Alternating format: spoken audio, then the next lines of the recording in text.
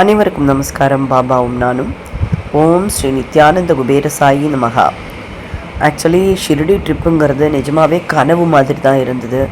போகிறச்ச பிரச்சனையே இல்லை. நான் சொன்ன மாதிரி வரும்போது வெயிட்டிங் லிஸ்ட்டில் இருந்தனால பயங்கர ட்ரபிள் ஆச்சு எங்களுக்கு. அது சுவாமி கேன்சலும் பண்ணக்கூடாதுன்னு சொன்னனால பெரிய இக்கட்டில் மாட்டின்றோம். ஆனால் அதுக்கு ஏதோ ரீசன் இருக்குது அப்படிங்கிறது அதுக்கப்புறம் தான் புரிஞ்சுது. ஒரு பெரிய மிராக்கிள் நடந்தது. அது எப்படி அந்த டிக்கெட்டில் நாங்கள் ட்ராவல் பண்ணினோம் அப்படிங்கிறதெல்லாம் அடுத்த பதிவில் நான் சொல்கிறேன். அதுக்கு முன்னாடி ஷிரடி ட்ரிப்பை பற்றி, அவளுக்கு ஏற்பட்ட அனுபவத்தை பற்றி நம்மளுடைய டிவோட்டிஸ் ஒவ்வொருத்தராக பேசுகிறா. அதில் ஹீனா சாய் அவளுடைய அனுபவத்தை சொல்கிறா. நீங்களே கேளுங்க. என்னோட சின்ன சின்ன மிராக்கிள்ஸ் நான் ஷேர் பண்ண போகிறேன். நான் ஒரு வேண்டுதல் வச்சுருந்தேன். அந்த பாபா அது உடனே பண்ணியிருக்காங்க எனக்காக.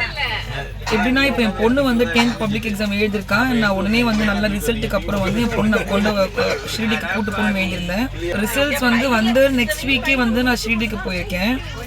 அண்ட் என் பொண்ணு 70% ஐஜிசிஎஸ்சியில் பாஸ் பண்ணியிருக்கான். ஸோ எல்லாருக்கும் தெரியும் ஐஜிசிஎஸ்சி ரொம்ப டஃப்பான ஒரு போர்டு இது. பட் ஸ்டில் என் பொண்ணு 70% பாஸ் பண்ண ரொம்ப சந்தோஷம் எனக்கு.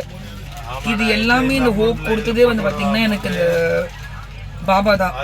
எப்படின்னா லாஸ்ட் இயர் 9th படிக்கும் போது அவள் ரொம்ப கஷ்டப்பட்டுருக்கா படிப்பில்.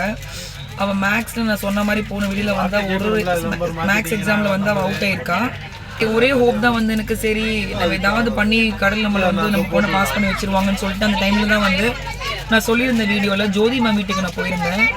ஸோ அங்கே பார்த்தீங்கன்னா எனக்கு ஒரு யதார்த்தமாக நான் அங்கே போய் அங்கே நான் என்னோட கஷ்டத்தெல்லாம் நான் சொல்லி என்னோட பொண்ணோடது எல்லாமே நான் சொல்லிட்டு நான் மொத்த ஃபேத்துமே நான் அந்த சாமிகிட்ட வச்சுட்டு நான் வந்துட்டேன். ஸோ அது வந்ததுக்கப்புறம் எனக்கு ஒரே ஒரு தாட் எனக்கு, சரி நம்ம சொல்லிட்டு வந்துட்டோம், இது 100% கடவுள் நம்மளுக்கு பாசிட்டிவில் முடிப்பாங்க. அண்ட் நான் ஒரு டைமில் டவுன் ஆகும்போது, நான் ஒரு டைமில் என் பொண்ணு ஒரு எக்ஸாம் எழுதும்போது நான் ரொம்ப நர்வஸாக இருப்பேன். என் பொண்ணு தான் சொல்லுவேன் என்கிட்ட, அம்மா ஒன்றும் இல்லைம்மா. பட் ஸ்டில் ஒரு பேரண்ட்டாக ரொம்ப நர்வஸாக இருப்பேன் நான். ஆனால் மேம்க்கு ஃபோன் பண்ணும்போது ஜோதி மேம்க்கு அவங்க என்கிட்ட சொல்ல ஒரே விஷயம், நீ எதுக்குமே கவலைப்படாத, ஆஸ் அ மதராக நீ தான் பாசிட்டிவாக இருக்கணும். நீ டவுன் ஆகிட்டுனா குழந்தையும் டவுன் ஆயிடுவா. ஸோ எனக்கு அவங்க ஒரே சொல்கிற விஷயம் நீ சாமி ரூமில் போயிட்டு நீ உட்காந்து நீ பாபாவுக்கு ப்ரே பண்ணு, நெகட்டிவில் நீ திங்க் பண்ணாதுன்னு சொல்லிட்டு நான் ஒரு எக்ஸாமில் நான் எழுத அவள் வரும்போது அவள் என்கிட்ட சொல்கிற விஷயமே அம்மா நான் சூப்பராக எழுதியிருக்கேன்னு சொல்லிட்டுன்னு. பட் ஸ்டில் எங்களுக்கு ஒரு பயம் ஹிந்தி எக்ஸாமில் இருந்துச்சு. அண்ட் அதில் தான் அவன் நல்லாவே ஸ்கோர் பண்ணியிருக்கான். ஸோ அந்த விஷயம் எனக்கு அந்த ரிசல்ட் அன்னைக்கு நான் அதை டியூஸ்டே நான் முருகனுக்காக நான் மார்னிங்லேருந்து ஃபாஸ்டிங் பண்ணியிருந்தேன். ஸோ அந்த ரிசல்ட் அன்னைக்கு நான் ரொம்ப ஒரு பயத்தில், ஒரு நர்வஸில், ஒரு மாதிரி ரொம்ப ஒரு மாதிரியாகவே இருந்தேன். ஒரு 1:15 இருக்கும் டைமு. எங்கள் ஹஸ்பண்ட் எனக்கு அனுப்பிச்சி விட்டாங்க அந்த ரிசல்ட்டோட, எனக்கு ஃபார்வர்ட் பண்ணாங்க மெயிலில். அதை நான் ஓப்பன் பண்ணி பார்க்குறதுக்குள்ளே எனக்கு கண்ணில் அவ்வளோ தண்ணி எனக்கு ஊற்றுது. நான் கையிலே எங்கள் வீட்டில் இருக்க பாபா சிலை நான் அப்படி கட்டி பிடிச்சி நான் வச்சுன்னு இருக்கேன். பிகாஸ் என்னால் ஒரு நெகட்டிவான விஷயம் என்னால் பார்க்க முடியாது. ஸோ என் ஹார்ட்டுக்கிட்ட நான் வச்சுட்டு இருக்கேன் அந்த பாபா பிடிச்சிட்டு. அண்ட் நான் அந்த அழுவ ஸ்டார்ட் பண்ணிட்டேன். என் பொண்ணு பயத்தில் என்ன பண்ணான்னா அவள் மேலே ஓடிட்டான் எங்கள் மாமியார்கிட்ட. ஸோ அந்த அழுகுறதுல பார்த்தீங்கன்னா எனக்கு அந்த கண்ணில் இருக்கிற தண்ணி ஃபுல்லாக எனக்கு அந்த பிளர் ஆயிடுச்சு அப்படியே கண்ணெல்லாம். அந்த ரிசல்ட் நான் தொடச்சி பார்த்துட்டு இருக்கேன். பார்த்தீங்கன்னா எல்லாத்துலேயும் she has scored very good marks. ஒரு 78, 80. ஸோ அந்த கிட்டத்தட்ட ஷி இஸ் கமிங் இந்த ரேஞ்ச் ஆஃப் வந்திருக்காங்க. எங்களை பொறுத்தவரைக்கும் அவள் இவ்வளோ தூரம் வந்திருக்கானா ரியலி அது ஒரு சைடில் அவளோட ஹார்ட் ஒர்க்காக இருந்தால் கூட இட் இஸ் கம்ப்ளீட்லி அது பாபாவோட இது தான். பிகாஸ் நிறையா டைமில் அந்த எக்ஸாம் எழுதும் போது அவள் ஒரு மாதிரி பிளாங்க் ஆகிருக்கா. பிகாஸ் இந்த ஃபர்ஸ்ட் டைம் அவள் எழுதியிருக்கா. ஸோ நான் அவளே என்ன சொல்லியிருக்காம்மா, நான் கண்ணு மூடிட்டு நான் பாபாவோட பேர் தான் சொன்னேன். ஸோ அவங்க எனக்கு ஏதோ பக்கத்தில் எனக்கு கை கொடுத்து எழுதுகிற மாதிரி எனக்கு ஒரு ஃபீலு. அதுக்கப்புறம் எனக்கு எல்லாமே ஞாபகம் வந்த மாதிரி ஒரு ஃபீலு. ஸோ அது ரொம்ப சந்தோஷம் எனக்கு அந்த விஷயம். அண்ட் அதுக்கப்புறம் பார்த்தீங்கன்னா நான் வேண்டியிருந்தேன். நான் இந்த ஷிரடிக்கு போயிட்டு இப்போது ரிட்டர்னில் திருப்பி போயின்னு இருக்கோம். ஸோ ஷிரடியோட ட்ரிப்பு பார்த்தீங்கன்னா ரியல் ஐம் சேயிங் யூ, அது ஒரு சாய்பாபா சொன்னாலே it's very very very excellent. And ஷிரடின்னு சொன்னாலே real I'm saying it's very very awesome. People are going to abroad, எங்கெங்கே போயிட்டு வராங்க. But really I'm saying you, இந்த இடத்துக்கு போயிட்டு வந்தீங்கன்னா it's very very good change. முழு மனசாக வந்து நம்ம சாமி கிட்ட விட்டுட்டோன்னா அது 100% வந்து he knows the timing when to do it. He will not do it immediately, but he will do it because he knows when to do it and when is correct for everybody.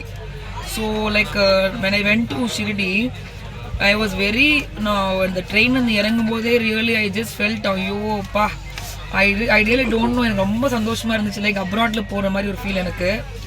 But அது எல்லாருக்குமே like they'll think இதெல்லாம் என்ன இது அப்ராடுக்கு போயிருக்கோம். But என்னை பொறுத்த வரைக்கும் வந்து அந்த விஷயம் is more than anything else இன் லைஃப்பில். ஒரு டைம் போகிறது it's very this is second time for me after very long time. So like when I went to the temple, அது போகிறதுக்கு before I thought so many things என் மனசில் வந்து நான் வந்து பேசுறதுக்கு வேண்டிக்கிறதுக்கு. பட் நாங்கள் போனதுக்கப்புறம் when I saw the Saibaba பார்க்கும்போது எனக்கு ஒரு வார்த்தை என்னோட வாயை உள்ள இந்த கோளாறு something it's blabbering, like I'm not able to say anything. ஒரு இதில் வந்து ஒரு மாதிரி கண்ணுலாம், actually I'm very emotional person. So எனக்கு உள்ளதெல்லாம் கண்ணுலாம் ஒரு மாதிரி ரெட் ஆகிட்டு I was not able to express what I was very happy because நான் டிவியில் பார்த்துருக்கேன். Many times I see in TV இந்த லைவ் தர்ஷனை பார்க்கும்போது ஐ வில் திங்க் அது எப்படி இருக்கும், ஓகே இப்படி தான் இருக்கும். அண்ட் when I'm going இந்த நேரில் பார்க்கும்போது real it was very very good.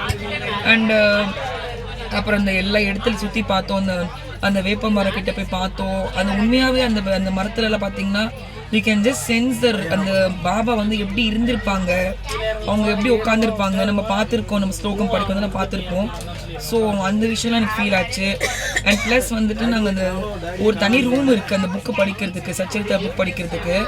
அந்த பிக்கஸ்ட் மிராக்கிள் என்னென்னா, இந்த புக்கு படிச்சுட்டு நான் வரும்போது வெளியே one of the person is coming and giving me a coconut and telling me இந்தம்மா எடுத்துக்கோன்னு சொல்லிட்டுன்னு. ஐ டோல்ட் him எனக்கு எதுக்கு இது, நீ யார், I don't know who are யூன்னு. இல்லைம்மா சாமிகிட்ட வச்சது, யூ டேக் இட் மான்னு சொல்லி கொடுத்தாங்க. So I really don't know, ஏதாவது ஒரு விஷயத்தில் வந்து சுவாமி வந்துட்டு is proving every time, not only ஒரு single time, every time he's proving that I am with you. He's showing some sign like I am with you, don't worry, நீ எதுக்கு கவலைப்படுற. So real I'm saying I'm very happy with this trip actually. And I want again to visit Shirdi as many times என்னால் முடியுமோ. அப்ராட்க்கு போகிறதோ இல்லை வேறு எங்கேயாச்சும் நம்ம போகிறதுலாம் நான் ஸ்பெண்ட் பண்ணுறதுலாம் இட்ஸ் ஓகே. பட் இந்த இடத்துல வந்து நம்ம இந்த பாபா எங்கெங்கே வாழ்ந்திருக்காங்க, எங்கெந்த இடத்துல இருந்திருக்காங்க, ஸோ இந்த இடம்லாம் பார்க்குறது it's actually very very blessed. அது எல்லாருக்குமே you should get. So I hope that everybody goes there and you just visit the places and just see the places and you can feel the Baba's presence there. So thank you. Actually அவள் சொன்னதில் ரொம்ப முக்கியமான ஒரு விஷயம் என்ன அப்படின்னா, நம்மளுக்கு அந்த ஃபஸ்ட்டு கேட்டுக்கு உள்ளே, அதாவது நம்ம எந்த கேட் வழியாக உள்ளே போகிறோமோ செப்பல் வச்சுட்டு, அந்த கேட் வழியாகவே நாங்கள் திரும்பி வந்தோம். வர வழியில் ஆக்சுவலி அந்த ஷியாம் சுந்தர் குதிரையோட ஒரு இது இருக்கும். அங்கே தான் வந்து நீங்கள் புக்ஸ் எல்லாம் வாங்கணுன்னா வாங்கலாம். சுவாமியோட க்ளோத்து, அவருக்கு போட்ட க்ளோத்தை நீங்கள் வாங்கிறதுக்கு உண்டான ஒரு அந்த இடத்துல வச்சுருக்கா. ஆக்சுவலாக ஒரு ரூம் ஒன்று வச்சுருக்கா. இதுக்கு பக்கத்தில் பார்த்தேன்னா நம்ம சாய் சரிதம் அங்கே என்ன லாங்குவேஜ் வேணா வச்சுருப்பா. ஆக்சுவலாக லைப்ரரி மாதிரி அங்கே உட்காந்து சத்தமே போடாமல் உங்களுக்கான ஏதாவது ஒரு அத்தியாயத்தை நீங்கள் படிக்கலாம். அந்த அத்தியாயம் படிக்கும்போது தான் இவாளுக்கு என்ன வந்ததுன்னு தெரில. நாங்கள்லாம் என்ன பண்ணோம், ரேண்டம் சாப்டர்ஸ் எடுத்து படித்தோம். எனக்கு 22வது அத்தியாயம் வந்தது, சிலவருக்கு 23, சிலவருக்கு 24, சிலவருக்கு 11, இப்படியெல்லாம் ஒவ்வொரு அத்தியாயம் வந்தது. அவளுக்கு என்ன கேள்வி இருக்கோ அதற்கான பதில் அப்போது அந்த இடத்துல கிடைக்கும் அப்படிங்கிறது தான் உண்மை. ஸோ அதனால் நாங்கள் படித்தோம். எனக்கு தேவையான கேள்விக்கான பதில் எனக்கு கிடச்சிது அதுலேருந்து. ஆனால் வெளியில் வரும்போது நாங்கள்லாம் வந்துட்டோம். ஆனால் ஹீனா சாய் படிச்சுட்டு வரும்போது அங்கே சுவாமிக்காக நைவேத்தியம் பண்ண தேங்காயோட ஒரு மூடியை கொடுத்தனுச்சா. அது பயங்கர ஹாப்பினஸ் ஆச்சு அவளுக்கு. அதே மாதிரி கவிதா சாய் நம்ம வரைக்குமே வந்தால் அவளை வச்சு எடுத்திருக்கோம். அடுத்தது நான் போடுறேன் பாருங்க அவளோடது என்னென்னு. அவளுக்கு வந்து ஆக்சுவலாக ஒரு புக்கு வாங்கிக்கோ, அதில் வந்து செந்தூரம் வாங்கி நீ புக்கு மேலே வச்சதுக்கப்புறம் தான் படிக்கணும்னு சொல்லி அங்கே இருக்கிறவா சொல்லி உத்தரவு வந்ததாக எனக்கு சொன்னான். அதே மாதிரி அவள் போய் செந்தூரம் வாங்கி புக்கு மேலே வச்சதுக்கப்புறம் தான் அவள் அதுலேருந்து ஒரு அத்தியாயம் படிக்க போகிறேன் சாயின்னு சொன்னான். ஸோ இதுவும் நடந்தது. ஸோ நிறைய மிராக்கள் நடந்தது. ஒவ்வொருத்தருக்கும் வித்தியாசமான அனுபவங்கள் நடந்தது. இதில் ரொம்ப ஹாப்பியாக இருந்தது. இப்போ நம்ம சொல்லுவோம் இல்லையா, எனக்கு மட்டும்தான் நடந்தது, அப்படி கிடையவே கிடையாது. சுவாமி யாருக்கு எதை கொடுக்கணுமோ அவளுக்கு அதை கொடுத்தார், அவ்வளோதான். ஸோ அடுத்தடுத்து என்னென்ன டிவோட்டிஸ் பேச போகிறா அப்படிங்கிறத நீங்கள் பாருங்க, என்ஜாய் பண்ணுங்க. அடுத்தது முக்கியமாக ஒரு விஷயம் உங்கள்கிட்ட சொல்லணும். என்ன அப்படின்னா, சுவாமி கோவில் கட்டுறதுக்கான இடத்த தேர்ந்தெடுத்து கொடுத்துருக்கார். அது என்னன்னு தெரிஞ்சுக்கணும் இல்லையா? அது அடுத்தடுத்த பதிவுகளில் நான் கம்பல்சரி சொல்கிறேன். அதுக்கு முன்னாடி வரப்போகிற 27ஆம் தேதி அன்னைக்கு நவ ஹனுமன் ஹோமம் வச்சுருக்கார். இதில் நம்மளுக்கெல்லாம் தெரியும், சனி பகவானுடைய தோஷ நிவர்த்தி, மற்ற கிரக தோஷ நிவர்த்தி எல்லாம் அவர் பண்ணுவார். நமக்கு மனோ வலிமையை கொடுப்பார், உடல் வலிமையை கொடுப்பார், தேக ஆரோக்கியத்தை கொடுப்பார், இதெல்லாம் தெரியும். அது இல்லாமல் மொத்தமாக என்னென்ன பயன்கள் அப்படிங்கிறது அடுத்தடுத்த பதிவுகளை சொல்கிறோம். அதற்கான மற்ற விவரங்கள் உங்களுக்கு தெரியணும்னா கீழே தெரியும் நம்பருக்கு நீங்கள் காண்டாக்ட் பண்ணி தெரிஞ்சுக்கலாம். ஓம் சாய்ராம், ஜெய் சாய்ராம். தொடர்ந்து இணைந்திருங்கள். பாபா உண்டாகும்.